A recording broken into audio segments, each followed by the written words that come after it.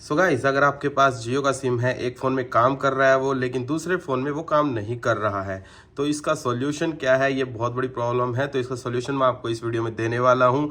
मेरी जो प्रॉब्लम थी ऐसी ही थी और मैंने कैसे सॉल्व किया मैं आपको बता देता हूँ। सारे यहाँ पर परमानेंट सॉल्यूशन बताऊँगा, आपका कोई भी वर्क कर सकता है। सबसे पहले आप देख सकते हैं जियो की सिम को सिलेक्ट कर लेना सेटिंग में आने के बाद।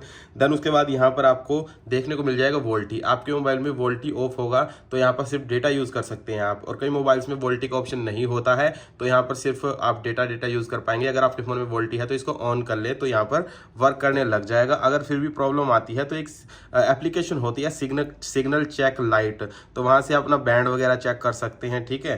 देन उसके बाद आपको क्या करना होगा, अपनी सिम को एक बार निकाल लेना अपने मोबाइल से और फिर से उसको क्लीन करके डाल लेना है। मे भी हो सकता है वो डैमेज भी हो रखी है, उसको अच्छे से चेक कर लें।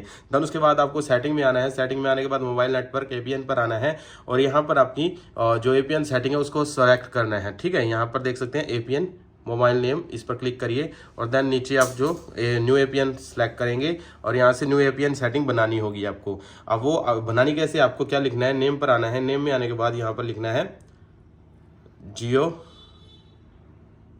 नेट, यहाँ पर ये लिखना है जियो नेट और ओके कर देना है। देन उसके बाद यहाँ पर एपीएन पर आना है।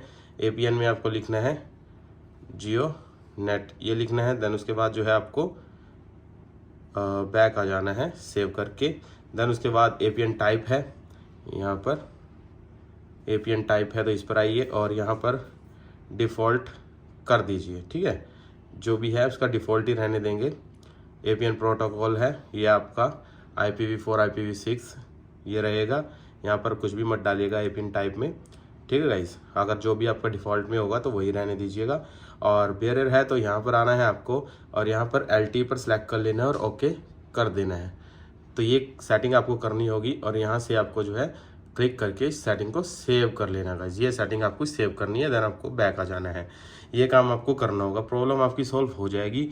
अगर फिर भी प्रॉब्लम सॉल्व नहीं होती है, अब आपको करना है कि कोई अनदर सिम लेनी है और वो अपने मोबाइल में डाल के देखनी है। अगर वो सिम के अंदर नेटवर्क्स वगैरह आ रहे हैं, सिग्नल्स वगैरह आ रहे हैं तो समझ जाना वो ठीक है। अगर उसमें भी जो डालने के बाद सिग्नल्स वगैरह नहीं आ रहे हैं, कोई भी सिम डाल सकते हैं, एयरटेल, VI, आइडिया, कुछ भी डालें आप, अगर वहाँ पर सिग्नल्स नहीं आ रहे तो समझ जाइए कि आपका फ़ोन लॉक है, ठीक है।